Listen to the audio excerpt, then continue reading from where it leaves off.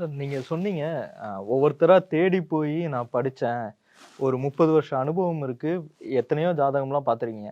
ஆனா, இப்ப சில பேர் வந்து இங்கிட்டு கோர்ஸுக்கு அப்ளிகேஷன் போட்டு, இங்கிட்டு யூடியூப் சேனல ஸ்டார்ட் பண்ணி பேச ஆரம்பிச்சுடுறாங்களா சார்? இல்லைங்க. நான் அதை பேசுறதோட அவங்க தான் அத்தாரிட்டி எல்லாம் பேசுறாங்க. எல்லாமே நீங்க நம்ம பேசலாம்.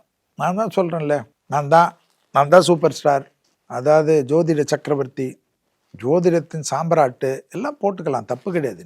அவங்க ஜாதகம் சரியா இருக்கிற வரைக்கும் நல்லா இருக்கும். அதே போல் வந்து மக்களுக்கு வந்து அது எந்த லெவல்ல அவங்களோட மக்களுக்கு உள்ளுக்குள்ள போகும்.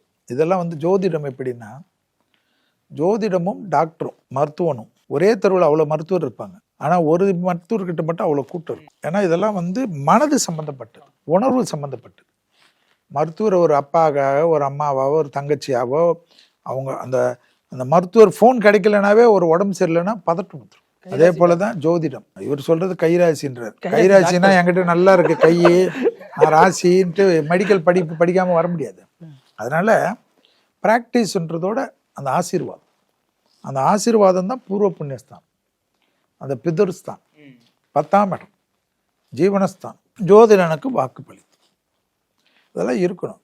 இதெல்லாம் வரும், ப்ராக்டிஸ் பண்ண எல்லாருக்கும் வரும். நான் வந்து எல்லாருக்கிட்டையும் சொல்கிறது, நீ ஜோதிடனுக்கு உலகத்தில் பொறாமை இல்லைன்னா வரும். பொறாமை வச்ச ஜோதிடம் அழிஞ்சு தான் போகும். அழிவு வந்து மோசமாக இருக்கும். அதெல்லாம் ஒன்றும் நடக்காது. இப்படி இப்போ நிறைய பிரச்சனை இருக்குது. இப்போ நாங்கள்லாம் கஷ்டப்பட்டு டிவியில் ஒரு சேனல் கொடுக்குறோம். எங்கள் வாய்ஸ் ஓவர் எடுத்துகிட்டு என் ஃபோட்டோவை போட்டுட்டு ஒவ்வொரு சேனல் நடத்துகிறோம். எனக்கே வருது. அதுலேயும் பார்த்தீங்கன்னா லட்சக்கணக்கில் வியூஸ் போகுது. என்னடா செல்வி, உன் குரல் வருது, உன் ஃபோட்டோ வருது. நானும் பார்த்து சைபரில் கம்ப்ளைண்ட் கொடுத்து பார்த்தேன்.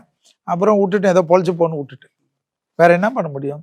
ஏன்னா நான் இப்படி தான் பொழைப்பேன்னு ஒரு கும்பல் இருக்குது. இதுக்கு என்ன பண்ண முடியும்? அதே போல் நிறைய இருக்குது. அதாவது சிலர் சொல்கிறத அப்படியே காப்பி அடித்து அப்படியே சொல்ல வேண்டியது. ஏன்னா இப்போ நாங்கள்லாம் முதல்ல சொல்லிடுவோம். சிலர் அது போல் எடுத்து சில கருத்தை எடுத்து சொல்லிக்கிறது. அப்புறம் நான் தான் சொன்னேன்னு ஒரு விளம்பரம் பண்ணிக்கிறது. சிலர்லாம் இருக்காங்க சார், 10 வீடியோ பார்த்துட்டு 10 பாயிண்ட்ஸ் எடுத்துட்டு எல்லாத்தையும் கலந்தா சொல்லிடுறாங்க சார். காப்பி அண்ட் பேஸ்ட்டு அந்த காலத்துலேருந்து உண்டு சார், எல்லாமே உண்டு. நான் என்ன கேட்குறேன், நேராக போகிறான் இல்லைங்களா, அவன் கண்டுபிடிச்சிடுவான். அவன் ஜாதகம் வந்து செல்வி சொல்ல முடியாது, கமல் சொல்ல முடியாது. இல்லை, அவன் ஜாதகத்துக்கு நீங்கள் தானே பலன் சொல்லணும். பலன் உட்காந்துனா ஏன்பா அன்றைக்கி எல்லாமே ஏதோ சொன்னேன், இன்றைக்கி வந்து ஒன்றுமே சொல்லலையேன்னு கேட்பாங்க. எனக்கு கிளைண்ட்ஸு சார், நான் தான் சொல்கிறேனே, என் கிளைண்ட் என் ஃபோனை எடுத்து வேணும்னா பார்த்துக்குங்க.